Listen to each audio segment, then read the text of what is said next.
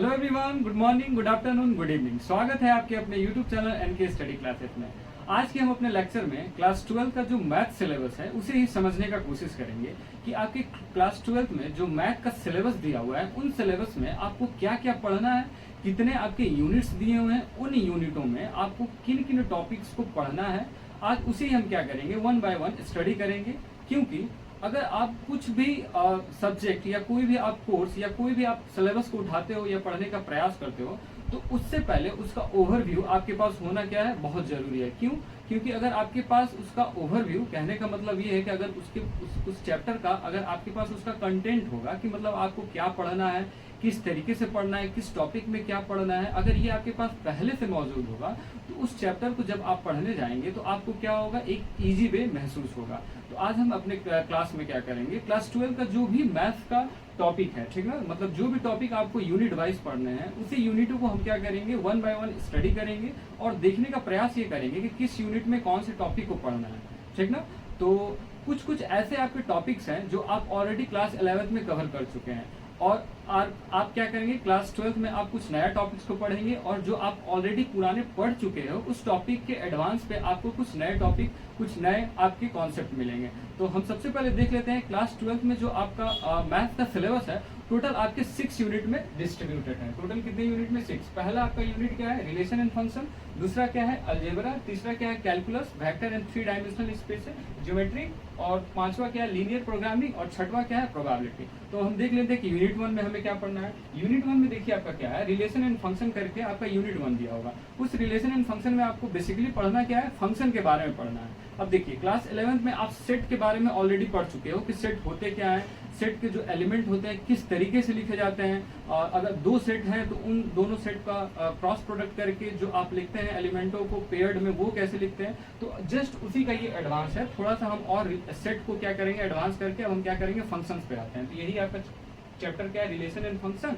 अब उसके बाद से क्या, रिलेशन एंड फंक्शन में आप क्या पढ़ेंगे, टाइप्स ऑफ रिलेशन के बारे में पढ़ेंगे कि टोटल कितने टाइप्स आपके रिलेशन क्लास 12 में पढ़ना है। तो सबसे पहले क्या दिया है, रिफ्लेक्सिव, सिमेट्रिक, ट्रांजिटिव, फिर उसके बाद से इक्विवेलेंस रिलेशन, फिर देन आफ्टर आपको क्या पढ़ना है, 1 to 1 function, onto function and तमाम फंक्शन दिए रहेंगे जो आपके क्लास 12 के लेवल पे आपको पढ़ना है, ठीक ना। उसके बाद से हम क्या करेंगे, फिर रिलेशन एंड फंक्शन में मतलब यूनिट 1 में आपको इनवर्स ट्रिग्नोमेट्री के बारे में भी पढ़ना है कि इनवर्स ट्रिग्नोमेट्री फंक्शन होते क्या है, उसके रेंज, डोमेन और प्रिंसिपल वैल्यू। इस पे प्रिंसिपल वैल्यू से इस वाले यूनिट से आपको हमेशा 2 या 3 नंबर का क्लास 12 में आपको दिख जाएगा, ठीक ना। अब हम आते हैं यूनिट 2 में। यूनिट 2 में आपका क्या है, अलजेब्रा है और उस अलजेब्रा में आपको क्या पढ़ना है, मैट्रिसेस के बारे में पढ़ना है। ये आपके लिए एक क्या होगा, एक एकदम नया टॉपिक होगा कि मैट्रिसेस होते क्या है, ठीक ना। मैट्रिसेस का मतलब क्या होता है, उसे नोटेशन कैसे करते हैं, कैसे लिखते हैं, क्या उसमें इंसर्ट होते हैं। तो कुल मिला जुलाकर अलजेब्रा में आप क्या पढ़ेंगे, मैट्रिक्स क्या होते हैं, टाइप्स ऑफ मैट्रिक्स क्या होते हैं, ऑपरेशन ऑन मैट्रिसेस। मतलब operation on matrices it means that आपका एडिशन,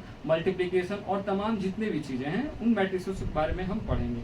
फिर उसके बाद से इन्वर्टिबल मैट्रिसेस के बारे में पढ़ेंगे, ठीक।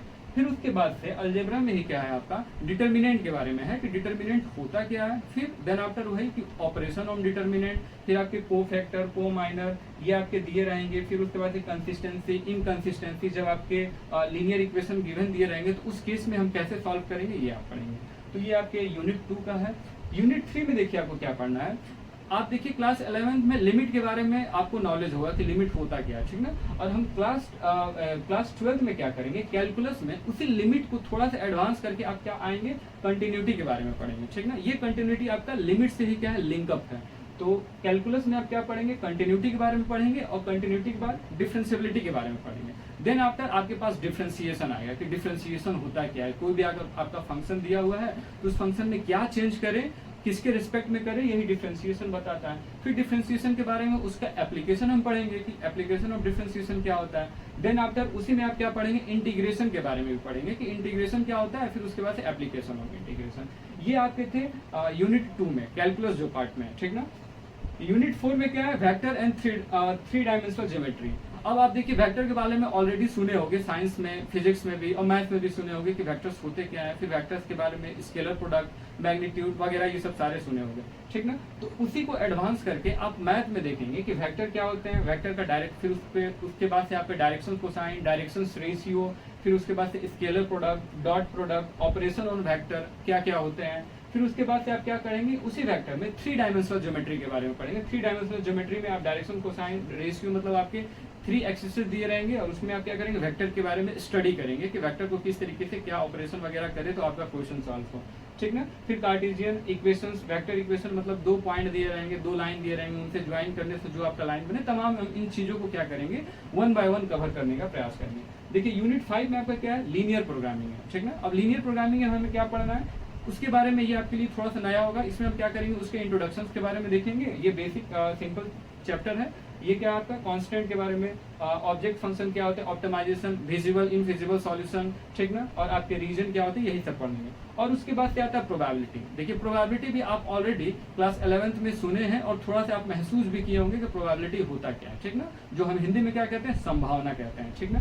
तो उसी प्रोबेबिलिटी को थोड़ा सा एडवांस करके आपके क्लास 12th में दिया हुआ है, ठीक ना। तो इसमें हम क्या पढ़ेंगे, क्लास 12th में यूनिट 6 में प्रोबेबिलिटी में कंडीशनल प्रोबेबिलिटी, ठीक ना, कंडीशन इम्पोज्ड रहेंगे। फिर मल्टीप्लिकेशन थ्योरम ऑन प्रोबेबिलिटी, ठीक ना। फिर उसके बाद से इंडिपेंडेंट इवेंट, टोटल प्रोबेबिलिटी, फिर उसके बाद से आपका बेस थ्योरम, रैंडम वेरिएबल्स, फिर आपके पास probability distribution, mean and random variable. तो ये आपके टोटल क्लास 12 का क्या था, ओवरव्यू था कि आपके टोटल 6 यूनिट थे और 6 यूनिट में आपको क्या क्या पढ़ना है, जिसमें से हम क्या करेंगे, 1 बाय 1 यूनिट को क्या करेंगे, अपने YouTube चैनल पे लेक्चर लेंगे और उस लेक्चर को क्या करेंगे, हम 1 बाय 1 क्या करेंगे, इसे स्टडी करने का प्रयास करेंगे। तो ये था आपके क्लास 12 का ओवरव्यू कि आपको क्लास 12 में पढ़ना क्या है, किन किन टॉपिकों को कवर करना है। तो आशा करते हैं कि आपको सिलेबस पूरे आपके दिमाग में समझ में आया होगा कि क्या क्या आपको पढ़ना है, क्या नहीं पढ़ना है, किस तरीके से पढ़ना है, ताकि आपका जो भी एग्जाम आने वाला है उस एग्जाम में आप क्या करें, मैक्सिमम से मैक्सिमम टॉपिक को क्या करें, कवर कर पाएं। तो अगर यह वीडियो अच्छा लगा होगा तो आप इसे लाइक एंड सब्सक्राइब करना ना भूलें। Thank you.